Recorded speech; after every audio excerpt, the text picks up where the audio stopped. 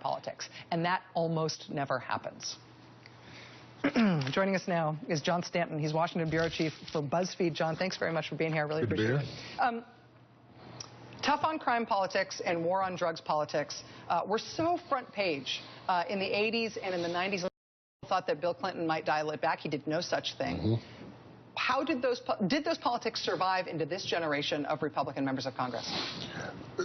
For some of them, yes. I think, some of the folks that are either older, just sort of age-wise, or who fashioned themselves after sort of that 1980s Reagan era kind of Republican, they have sort of brought that along. I think most of the younger Republicans and newer Republicans in the House and the Senate see this as a problem.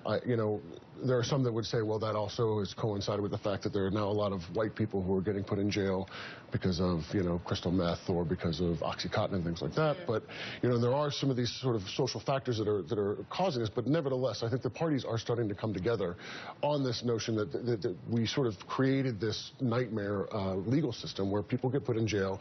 They do years and years and years for really things that aren't hurting society that much. And there are a lot of Republicans that want to try to dial that back.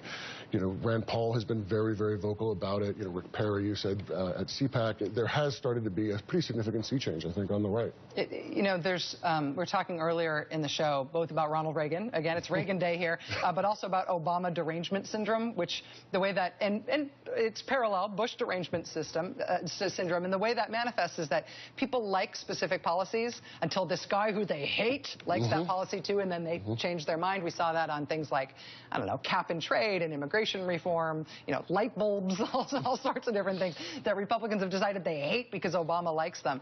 Is that a dynamic we should watch to emerge on this issue as well? I think so. I think what you're going to see, is a lot of Republicans that might be willing to support this under normal circumstances are going to look at this, and it's 2014.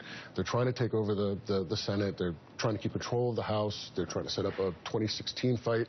And what they've hit on as a party is this argument of you can't trust Obama. Yeah. That's why they're fighting against immigration. They point to the Obamacare changes. They point to some of the other kinds of things he's done, NSA, and says you can't trust him.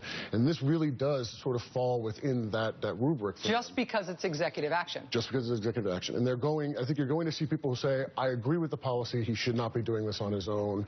This should be stopped until Congress can act. I think you're going to see a lot of that on the right, which is, for them, it puts them in a sort of a tough spot. But politics right now rules everything in Washington. And Republicans are going to be under enormous pressure to toe this line, I think, and it's going to be hard for them to get out from underneath. And what's going to be fascinating, though, is that there isn't an action item here for Congress. Yeah, the Justice Department and the White House are saying, we'd love it if you guys did this congressionally, but you're not acting on it, and so we're going ahead.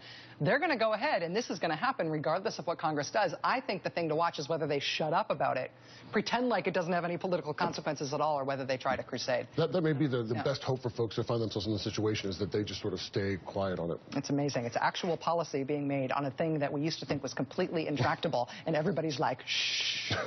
John Stanton, Washington bureau chief for BuzzFeed. Thanks for being here, John.